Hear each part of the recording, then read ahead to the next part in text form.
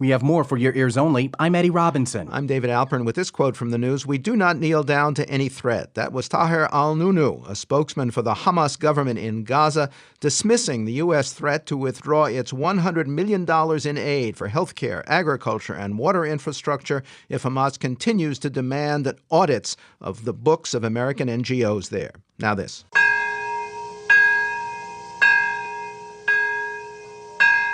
This is the first time since the Second World War that the Japanese people have no trust in the government.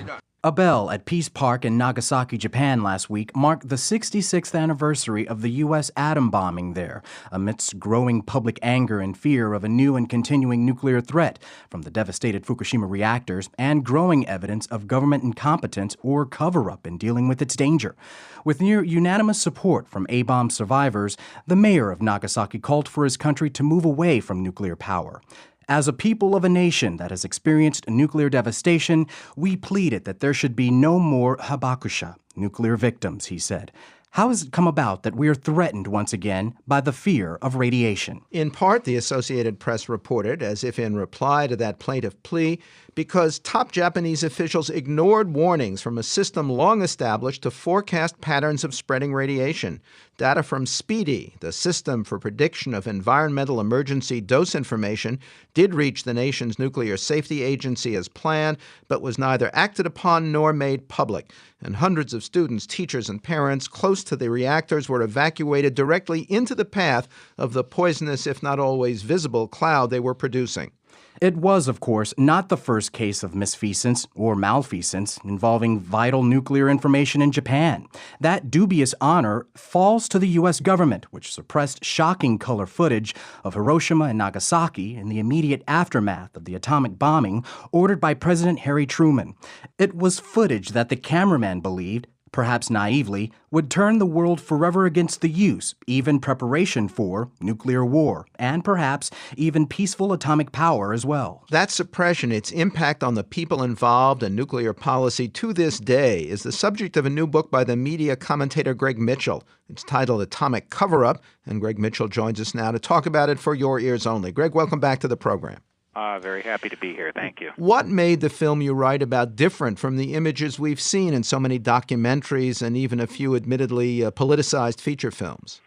Well, for decades, virtually all we saw in history books and the media, on movie screens and on TV, were the same type of black and white images, the mushroom cloud, a devastated landscape, battered buildings, and very rarely people, and never in color. So certainly the effect was to downplay the effects on people, including the horrors of radiation. Now, there were several reasons for this. One was the U.S. wanted to build new nuclear weapons as part of the arms race with the Soviets, while at the same time encouraging civil defense actions for Americans, fallout shelters in the basement and duck and cover drills in school, to convince us that we could survive a nuclear attack. So these color images put all of that into question, and and maybe some American leaders also felt a little guilty about dropping the bomb. So there were numerous reasons for it.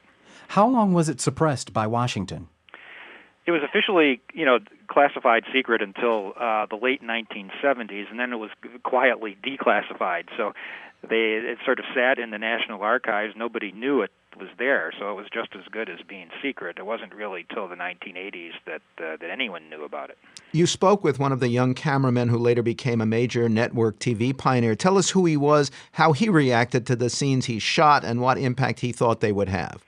Well, he was a lieutenant named Herbert Susan. Again, this footage was shot by a U.S. military crew, and they were sent to record only the physical damage, but they were shocked by the lingering effects on people, fallout and other effects, and so they shot a lot of haunting footage of the victims. So Herbert Susan was determined to get this shown to the American public and others in the world, and so that the horrors might halt the nuclear arms race, or at least make people more against possibly using these weapons again.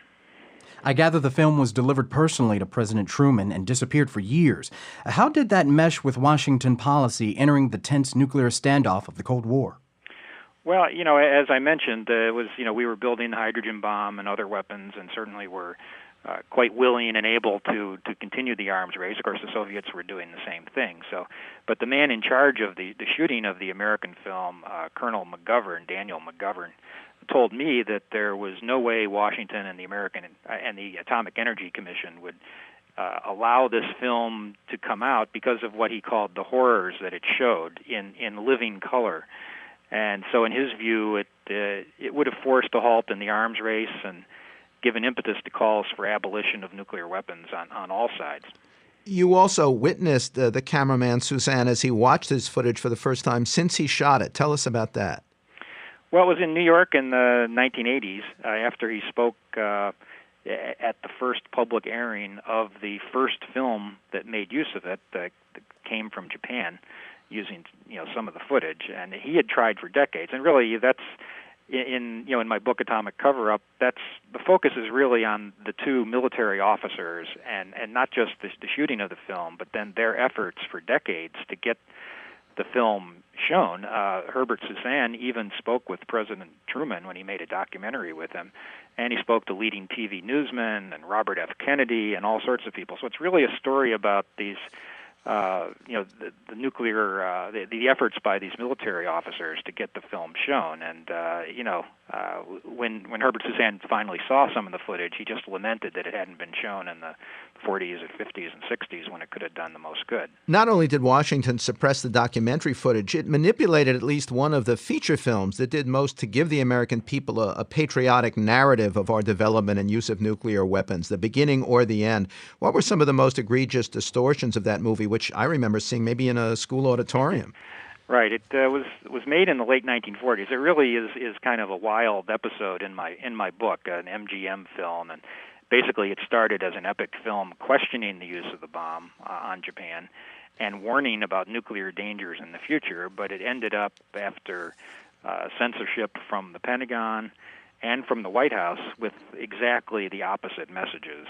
And Truman himself even got the actor playing him fired off the movie. So it was quite an effort. But, you asked about the distortions in the film. There really were too many to go into here, but probably the most comical, you might say, was in the film, it claimed the Japanese were working on their own atomic bomb, and, guess which city they were working on it, in Hiroshima. Greg Mitchell's new book is Atomic Cover-Up, from Sinclair Books for paper and Kindle. Next, America's first media celebrity, sexy and scandalous, for your ears only.